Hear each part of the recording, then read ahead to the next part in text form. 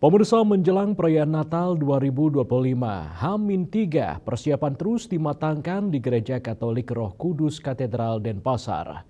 Persiapan ini melibatkan warga lingkungan Stella Maris dan Yohanes Pembaptis sebagai bentuk kebersamaan umat dalam menyambut Hari Raya Natal.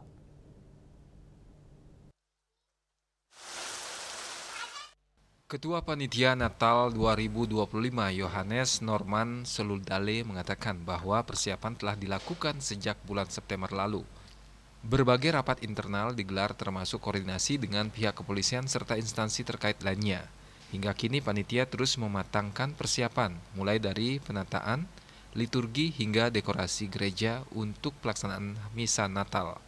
Untuk mengantisipasi membludaknya umat, panitia menyiapkan tenda tambahan di sisi luar gereja. Daya tampung yang disiapkan mencapai 7.500 kursi.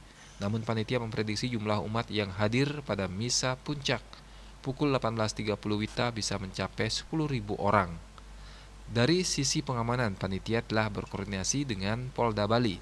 Sterilisasi area gereja dijadwalkan akan dilakukan pada 24 Desember 2025 guna memastikan perayaan Natal berjalan aman dan kondusif. Keamanan itu kami sudah koordinasi dengan Kapolda Bali. Jadi nanti di tanggal 24 itu ada tim dari Brimob yang akan sterilisasi gereja. Jadi mulai tanggal 24 pagi gereja sudah ditutup sampai nanti jam 12 siang itu baru dibuka untuk mengikuti misa.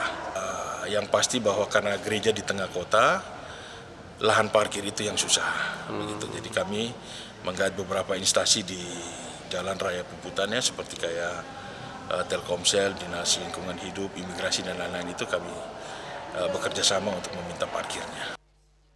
Panitia berharap seluruh umat yang hadir dapat menjaga ketertiban, mengikuti arahan petugas, serta bersama-sama menciptakan suasana Natal yang aman, damai, dan penuh hikmat. Indrawan, Bali TV.